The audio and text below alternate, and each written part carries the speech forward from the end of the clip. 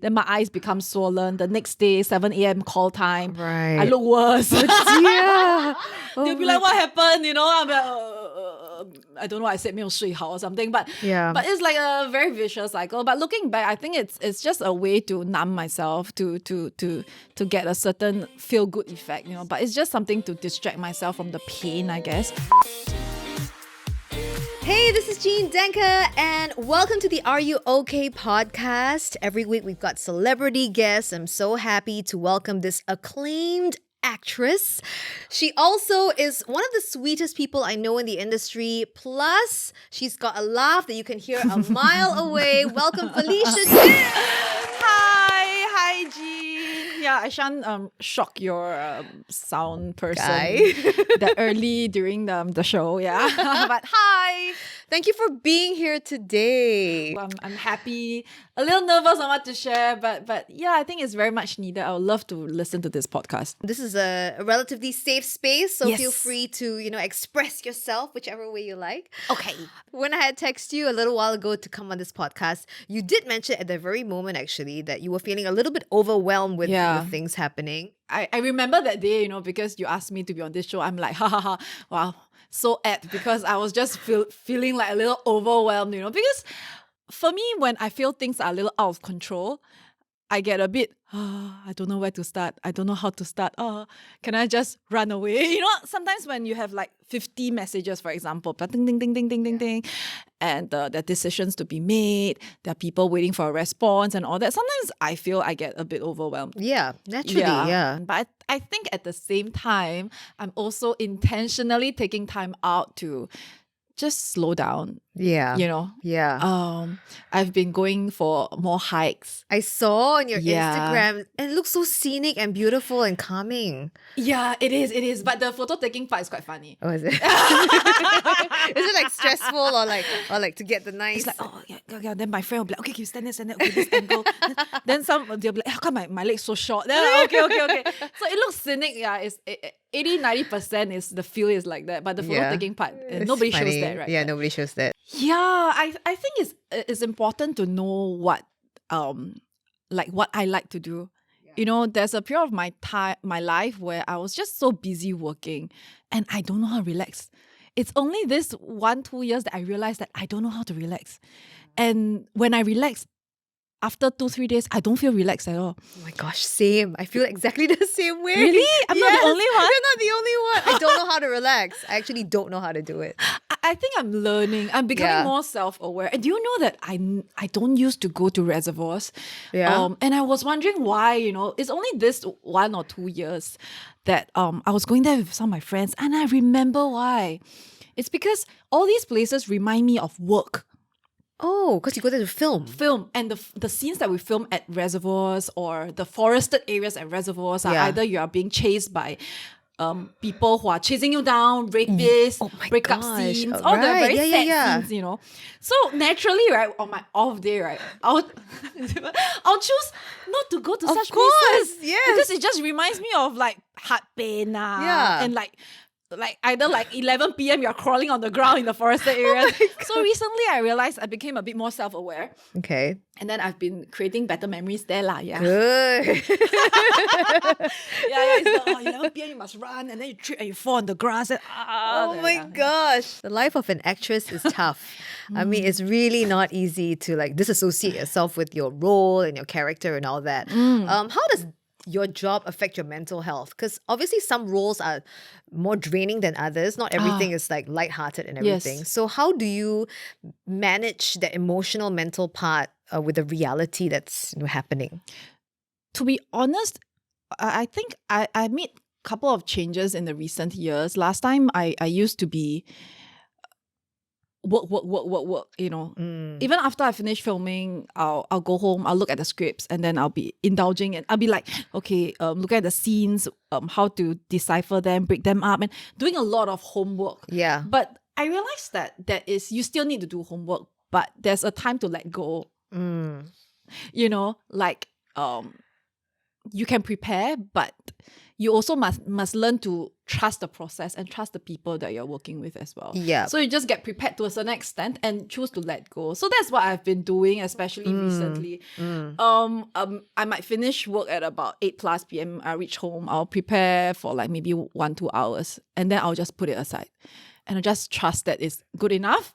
And then I have a bit of time to myself, be it, have a there's a time for dinner. Yes. And then don't touch work, put Yeah. everything down, Yeah. or go for a walk. I've been trying, not always perfect, obviously, but I realize that helps me. Yeah. I need to learn to let go. Yeah, I think that's important. A lot of the time, people always say like your behaviors in adulthood is a result of like stuff that maybe happened to you in your childhood. And I know that you've had a pretty unstable environment when you were growing up. It was pretty hard. I think growing up, there was a lot of noise in maybe in my house. Yeah. And I think there were certain childhood memories that scarred me, I think. What I feel what you say is so true, how our childhood, sometimes there might be some traumas that happen that we carry with us. And then Yes. it affects the way we live as an adult. So recently I've been looking back at myself and, I feel that sometimes I'm afraid to make mistakes. Okay. And I was just wondering why, sometimes it's like, if I can't do 100 upon 100, I'll feel like not good enough, or like, just worried that I'm not doing good enough. And I just realized why. So I slowed down and asked myself why. And I recounted back when I was a primary school kid. I remember that on my very first day of school, I was slapped by my teacher. Oh my gosh. Back then, this was still so-called acceptable lah. Yeah. Yeah. So it's not a normal slap. It's the, you pull your face, like your cheek, the furthest that she my. can go, and then you pia. What happened? And Why though? I can't remember what happened, but I thought there's only so much you can do as a primary 1 kid, Yes. like a scared little kid in On school. the first day too. Yeah, and I think that kind of scarred me, that I'm afraid of like making mistakes. And to me, if you make mistakes, equals to pain, equals to punishment. Right. So as a child, I told myself, I still remember when I was a primary school kid, I told myself, cannot, I must study hard. I must get into the, I think, Apple group. My teacher kind of segregated us to Apple, Orange. see. And Orange is the bottom of the class. Okay. And Poor Orange, just. yeah, and quite poor thing, because you get more like scolding, punishment. So I'm like, Yeah. no, I want to be an Apple, So I studied really hard, I was like top of the class. class. Yeah, but I realized that looking back, right, I think that affected me. Because to me, instinctively, I feel that when you are not doing like 100 upon 100, when you make mistakes, it's like painful. It'll be a punishment. Yeah. And I think it affected my the way I viewed things, or lived as an adult growing up. Yeah. I know one of the things that was hard for you growing up when you were just 17 was your father passing away. And that never is easy when a parent leaves you, no matter what age it is, but particularly when you're young. How did it affect you mentally and emotionally during that time and now? And how have you processed it in your brain? Wow. I kind of feel like the sad thing is I didn't understand all about the mental space or emotional space when I was 17. Yeah. I didn't know how to cope, I guess, looking back. But I didn't know that affected me so much. I guess it was hard. It was very hard. I remember I only cried 1 week after my dad passed on. And it just couldn't, I guess it doesn't register inside. Yeah. That only 1 week later, when I was all alone at home, I was looking at the chair that he always sat on because he was doing chemo. And then it's just, everything just hits me and I just burst out crying. Like I've never cried before in my life. So I think that is just a little clue on how like that truly affected me, and how some things might not be really internalized inside, but it affected me a lot. Actually, looking back, I think I lost an anchor in my life. And that it didn't help that I started working at 19 years old. That's just like 1.5 years later. And I think there's so many issues, to try to grapple when you start work in a whole new environment. There are expectations. You have expectations of yourself. Yeah. You might not do so well when you first start out. You feel terrible. You don't know who to turn to, and that's when I actually had an eating disorder when I first started out acting. It's just that I didn't. It's slow. It's a gradual kind of thing because I think then when I was 19, 20, I started out. I didn't perform that well, I felt. Maybe there's certain responses that I witnessed that I also felt terrible about myself, you know. So every day I felt so dejected, you know. And there's no one I can really turn to. I can't tell my mom as well. She'll be like very worried for me. So I remember almost every day I'll go to 7-Eleven. I'll buy 2 plastic bagfuls of food, junk food, snack, ice cream. Then lock myself in the room and finished everything. Oh my gosh. And then I feel terrible. And then I try to gorge out the food. Sometimes it comes out, sometimes it doesn't come out. Then my eyes become swollen. The next day, 7 a.m. call time. Right. I look worse. Yeah. They'll be like, what happened? You know, I'm like, I don't know what I said, 没有睡好 or something. But it's like a very vicious cycle. But looking back, I think it's just a way to numb myself, to get a certain feel-good effect, you know. But it's just something to distract myself from the pain, I guess. How did you get out of that situation? I mean, along the way, there must have been maybe people around you that helped you, or maybe you had a mindset shift. I mean, was it something like that?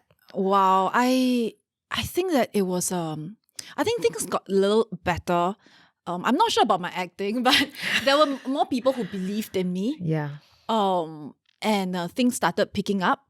I think that helped a little, you know, when people encouraged me. People see something in me that maybe I don't even see it in myself, but that helped me a lot. And I'm always very thankful for certain people who have appeared in my life then. That was probably in 2006, 7, things started picking up. Yeah. But you know, but I'm still thankful for what I've gone through. You know, it's just me in a journey of being more self-aware of who I am and what I am. I'm just growing. But maybe I was a bit lost without an anchor. Yeah. And so now looking back, I realized that I was looking for an anchor in my life. Yeah. I needed a good support system around me. Have you found anchors in your life? Yeah. I think my faith helped me a lot. Yeah. I'm there are still times where I'm very lost and I'm like, I cannot do it. How? I don't know what to say. I mean,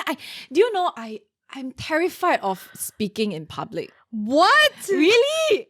Are you serious? You're an actress. Yeah. I mean, don't you do? I mean, at an award show, let's say. Yeah, I was looking at me like, recently there was an award ceremony where I had to present something. I was like looking at myself, I'm like, oh, is that me? Oh, wow, okay. I don't recognize myself, but I have this little fear, and maybe it stems from certain bad experiences where there's certain maybe backlash or like you get hurt from certain words that's spoken or not spoken. But I do have that, and funnily I'm in this industry. You know, there are interviews, and even like when you ask me to do this interview, I'll be like, how should I do it? Then my thought would be like, what if I say the wrong thing? And Can cut, no problem. Yeah, I mean, I'm just being very honest. Yes. I'm an actress. I do interviews, and you think that she's okay lah, she's so outgoing. But yeah, I struggle sometimes as well. And you're right, it's because of past experiences. But I'm also thankful and aware that I need to face up to what I have battled before. Yeah. And I think there are certain things that happen in my life that might be helpful to other people. And I think I should share. So here I am. Yeah. What do you do? Is there a process to get yourself to a space where you're feeling confident and you can put forth your words coherently and stuff? I just pray. But besides praying, I think I just run through certain things that I might want to share and just be myself. Yeah. I think that's good enough, you know. If not, act it out, because you're such an acclaimed actress. You can do anything. I don't want to act when I'm off between cut and action. Yeah, of course. Where is like your happy space? Like when you're feeling a little bit like, a little bit off. Where is there mentally you go somewhere, or is there a physical space that you love to go, or maybe there's a quote that you like to reflect on? Wow. Well, I don't notice about myself that sometimes when I'm like caught in that space where everything also a bit frustrated, don't know what to do. I realize I must get out of the house. Yeah, it's not conducive when I stay at home, and I just can't function or get things done. Yeah. Once I get out of the house, once I'm in the car, and I'll be like, actually okay what? Why do I feel so like a bit like down at home or a bit low, thinking that you're not able to get things done? But actually okay what? So I guess for myself, I realized that when that space doesn't work for you, then just move lah, just shift and yeah, it helps to be with some people that makes you laugh as well. Yes, of course. Do you find like driving a form of therapy? Yeah, I love to drive. Yeah. Yeah, I used to enjoy the night drives home, especially after work. I'll put like classical music. Last time, people be like, oh, how come you listening to this? I'm like, I like it. Yeah. It's symphony. Soothing. Yes. For a lot of people, and for me as well, my car is a bit of my sanctuary. And you know how they say like nowadays people, you always see people like once they park, they stay in their car for another 15 minutes and they're all on their phones. And I see, like when I look around the car park, I'm like, I can see you in the car, and everyone's doing the same thing because it's your little like mental break space before you face whatever you have to I'm face. the only person like that, you know.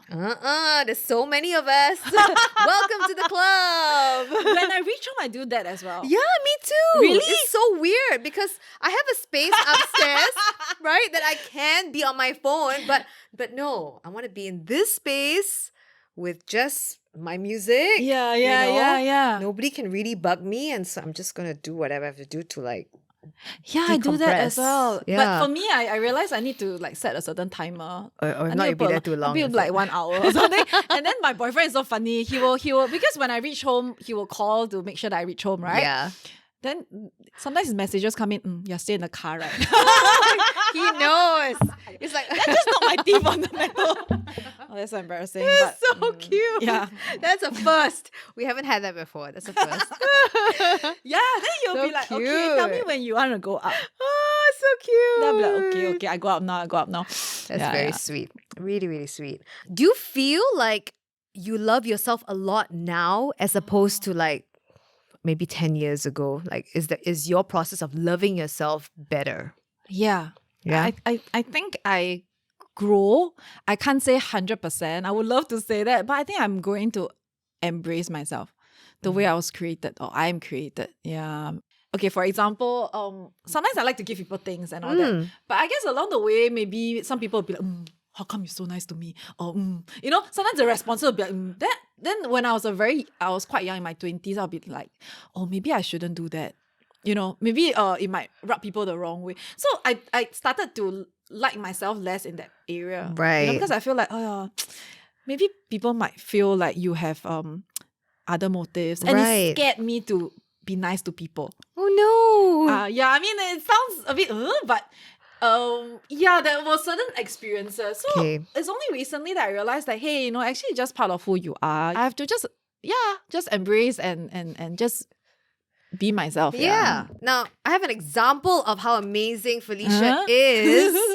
Like, I was just telling my producer, Gracia, about it. Like, this was years ago. I think I put it on Instagram or somewhere that I really love these nuts. I don't know what these nuts are called right now. I keep forgetting what it is. Black bean or pine nuts or whatever. And then one day, Felicia gets in touch with me and says, I've got something for you. And I go downstairs to MediaCorp, and there she is with bags and bags of this thing. And I'm like, oh my gosh, that's the sweetest thing ever. That is so, I was so touched. I nearly cried. I was like, that's so nice. I mean, you went up. I mean, like, whatever it is, that's going out of your way anyway. Just do something really nice. Yeah. That's really sweet. And I'm so sorry that some people feel differently about it because I think I can tell what your heart is, and your heart is always in a good place. Really, really, really. So I could feel it. So I was like, oh my God, what a nice, pure gem you are. You know, what a nice spirit you are. So, yeah. You know, I was talking about like hearing your laughter. Sometimes we hear her laughter first before we actually see Felicia. It's like, oh, there Felicia's come back and hear her laugh. So I thought we could do something pretty funny. Okay. We could pick like any items that we like here that's around us or wherever in the room. Okay. And we could make each other laugh with it. Okay. I have to say, it's not too hard to make me laugh about something. Really? So. Oh no. Should I start now? Yeah, sure. You can take whatever you like and Okay. then do whatever you want. So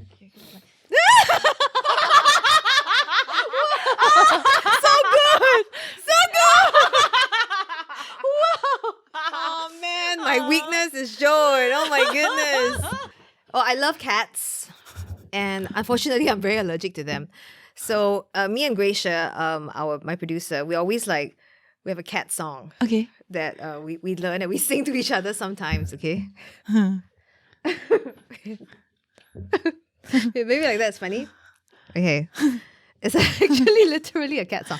Meow, meow, meow, meow, meow, meow. Meow, meow, meow, meow, meow, meow. I am just a kitten. What's the next line again? Hardly fit my mittens. You must come here also. Much too small, I'm bigger. One day I'll be bigger. So you just move then she sing. One day I'll be a great big kitty cat. I forgot. Yeah. Well, so yeah. So I made you laugh. Okay, can already. It's a ridiculous cat song that we love. I got you something also. This is for you. Oh. Yeah, it might not be Christmas now. But it was when we recorded it. Yeah, I thought like you can put it Oh, by how your bedside or cute. something and That's you can de-stress. that's so lovely. Yeah, and you can put a candle inside. Oh, if you want. can. Yeah, so this is for you, a little gift. Oh, thank you. You didn't have to. This is really lovely. It's so nice and cheerful. Yeah, Oh and my I'm sorry that gosh. you play for a long time. Sound guy is like, Yeah, when does it stop? Well, thank you very much, Felicia, for being here. It's been truly a pleasure. Thank you. And thank you for sharing and opening your heart. And we love hearing your laughs. Thank you. Thank you. Yay. I shall play this one more time. Okay, yes. And a one and a two, yeah. Hope you enjoyed the episode with Felicia, and she's been an absolute blast. Stay tuned for more. I'm Jean Danker on the Are You Okay podcast. Thank you. Oh my gosh. A bit messy, huh? No stylist. I love you, Jean. Felicia only can style me. Mwah. Thanks for being here.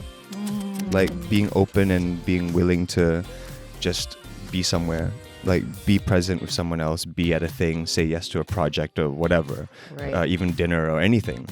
When I get into those states, I tend to hermit myself and just Isolate, pretty much yeah. like, whoop, I'm gone. So I find that just saying yes to more things, no matter how low your self-esteem is feeling, no matter how caught up in your own nonsense you're feeling and like, oh, the world's never going to understand, just say yes and go to a thing and like just be with people and realize that there are other lives going on around you and maybe what you're going through is not that bad.